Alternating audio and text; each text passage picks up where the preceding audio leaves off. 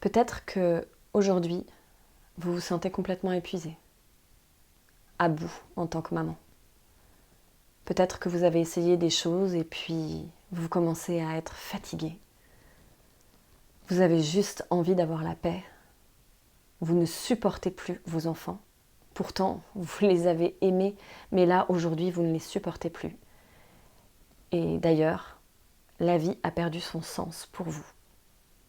Si c'est le cas, je vous invite fortement à regarder cette vidéo. C'est tout de suite après ça.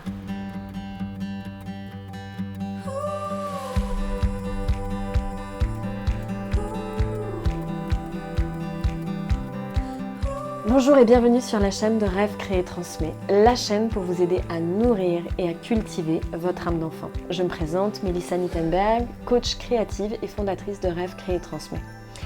Aujourd'hui, j'ai choisi, comme vous avez dû le voir dans l'introduction, d'aborder une thématique qui n'est pas très drôle, mais qui est une réalité, qui s'appelle le burn-out parental. Les pensées que j'ai abordées dans cette introduction sont des pensées que j'ai eues il y a très longtemps, parce que moi aussi, j'ai été victime du fameux burn-out parental, et j'ai choisi d'en parler aujourd'hui pour plusieurs raisons. La première, je dirais, c'est parce que je suis maman de 2 jeunes enfants et que je suis passée par là et que j'aimerais aussi pouvoir contribuer à ce qu'un maximum de parents puissent être informés et à vous aider à trouver des pistes et des solutions pour ne pas commettre l'irréparable et pour sortir de ça. Et la deuxième raison que j'ai faite aussi, c'est parce que j'ai fait toute une série de vidéos là sur les mamans. J'ai abordé différents sujets et des sujets que j'aborde également dans mon livre qui s'appelle « Vie de mère, vie de femme » ou « Comment s'accomplir en tant que femme ». Et voilà, si vous êtes intéressé par ce sujet, je vous invite à aller voir, je vous mettrai les liens en barre d'infos ou sur mon site www.rêvecréetransmet.com. J'y aborde des sujets qui sont souvent des sujets tabous, comme l'accouchement, l'allaitement, le congé parental, et j'aborde aussi des outils pour pouvoir refaire surface pas à pas.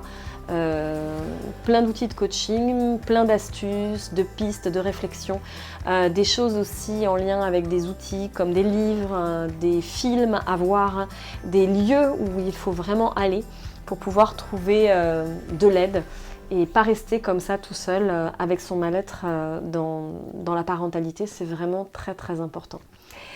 Donc nous allons parler du burn-out. Alors j'ai pris quelques notes que je vais relire comme ça devant vous parce que je les ai trouvées importantes. J'ai été faire une petite recherche aussi pour arriver à mettre des mots sur une définition aussi sur qu'est-ce que c'est que le burn-out parental.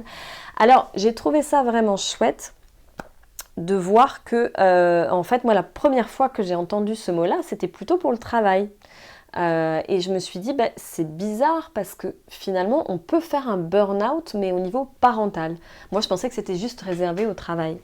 Alors non, ce n'est pas que réservé au travail. Et les définitions qui s'apparentent à ça, c'est quoi? C'est l'épuisement physique, la distance aussi, la distance émotionnelle avec vos enfants. Et enfin, la perte d'épanouissement dans son rôle parental. Il faut faire très attention parce que si on ne fait rien face à ça, ça peut amener à un suicide. Voilà, il faut le savoir, quand on a plongé trop bas, après on a du mal à remonter.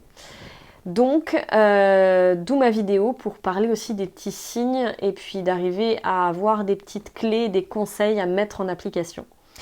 Ce qui est intéressant aussi, c'est qu'il y a un premier livre qui a été écrit sur le burn-out parental en 1983. Alors, j'ai pas retrouvé l'auteur, mais apparemment c'était un ouvrage très autobiographique, voilà, un roman qui parlait un petit peu de ce sujet-là. Maintenant, il y a beaucoup de romans qui ont été, enfin quelques romans, 4-5 romans qui ont été faits autour de ce sujet. Je ne les ai pas tous, donc si jamais vous avez l'information, mettez-le en barre d'infos, ça pourra intéresser aussi d'autres mamans et d'autres parents. Sinon, en 2007, c'est Anita Lindahl Norberg qui a fait une étude scientifique sur le sujet et qui s'est rendu compte que le burn-out parental touchait principalement les parents qui n'étaient pas en activité professionnelle. Voilà, ce qui m'amène sur mon histoire. Donc pour vous partager ma petite histoire et pour le résumer, en fait, moi j'ai fait un burn-out parental. Ça a commencé tout simplement à l'arrivée de mon deuxième enfant parce que j'avais choisi de repartir travailler. Mais malheureusement, pour tout un tas de raisons que je ne vais pas développer ici, mais que vous pourrez voir dans mon livre, j'ai décidé voilà, je ne pouvais pas aller repartir travailler, donc de prendre le congé parental avec mes deux enfants. Ça allait plutôt bien, mais pas forcément. Déjà, premier indice, c'est que je suis partie dans mon congé parental, je le subissais et je ne l'avais pas choisi.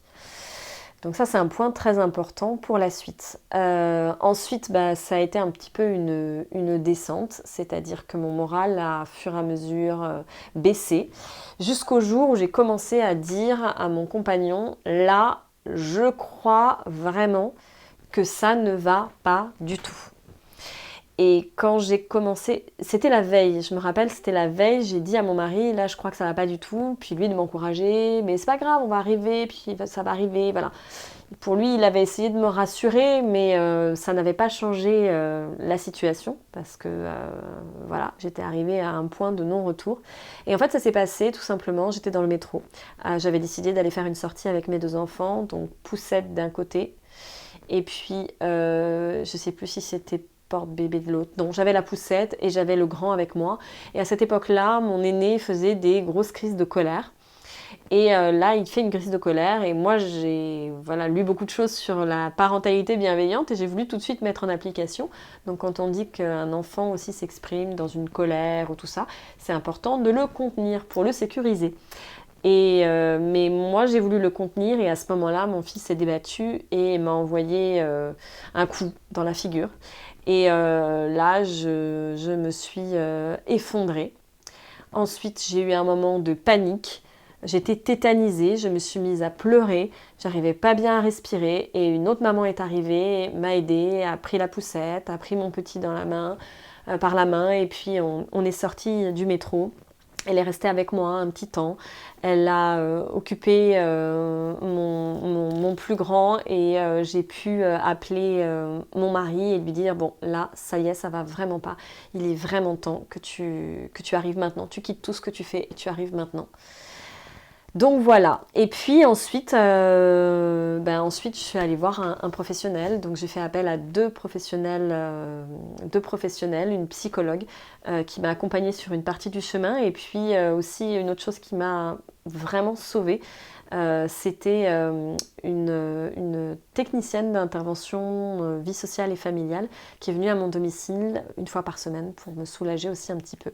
Et ça a complètement transformé ma vie. Donc, les signes qui sont importants, comme j'ai parlé dans mon histoire, je vais vous en lister parce qu'il y en a toute une panoplie et je trouve que c'est important parce que peut-être que vous allez aussi vous y retrouver.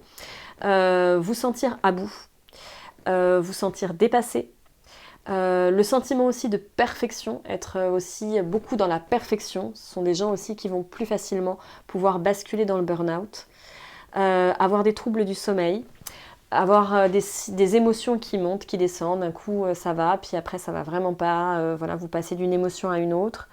Ne plus avoir de vie sociale, ne plus voir de personnes de l'extérieur, avoir un réel épuisement physique, avoir le poids, soit vous prenez énormément de kilos, soit vous avez perdu énormément de poids. Et enfin, un petit hamster dans votre tête, c'est-à-dire que c'est en boucle, en boucle, en boucle, en boucle, en boucle, en boucle, sauf que le hamster, lui, ne s'arrête pas. Mes conseils, il y a 5 conseils principaux, un peu comme des étapes en fait, qui seraient importantes. La première étape, c'est tout simplement de reconnaître que vous êtes en burn-out parental. C'est la première étape. Si vous ne le reconnaissez pas, vous n'allez pas pouvoir avancer. Donc, acceptez de reconnaître que, oui, peut-être en écoutant cette vidéo, vous allez vous dire, oui, clairement, je suis en train de faire un burn-out parental. Ou peut-être même, des fois, il y a des parents qui s'aperçoivent après coup que finalement, ce qu'ils ont traversé, c'était un burn-out parental. Donc, c'est important de le reconnaître. La phase numéro 2, je dirais, c'est de le dire. Une fois que vous l'avez reconnu, c'est de le dire à votre compagnon, de le dire à un ami, un voisin, de le dire peut-être aussi à un professionnel si vous allez dans un centre social ou dans des lieux de la parentalité, de pouvoir le dire à quelqu'un. C'est déjà un premier pas, c'est déjà pouvoir trouver le soutien aussi autour. Trouver un professionnel, donc quand je parle de soutien, c'est aussi ça, à un moment donné, il faut trouver un professionnel parce que si vous êtes arrivé vraiment très bas dans le burn-out parental, vous n'en sortirez pas juste comme ça. Donc trouvez le professionnel qui vous convient. Moi j'ai parlé d'une psychologue, ça peut être un thérapeute, ça peut être un soin énergétique, ça peut être plein de choses, mais en tout cas à un moment donné, il va falloir que vous alliez trouver le professionnel qui puisse vous aider et dont c'est vraiment le rôle et qui a les compétences pour pouvoir le faire. Un autre point, c'est d'arriver à identifier clairement ensuite vos limites et vos besoins pour ne pas aller au-delà. Parce que très souvent dans le burn-out parental, c'est qu'on ne s'est pas écouté. On a été au-delà de ses limites, au-delà de ce qui était possible pour soi et on les a dépassés et on a oublié de nourrir ses besoins.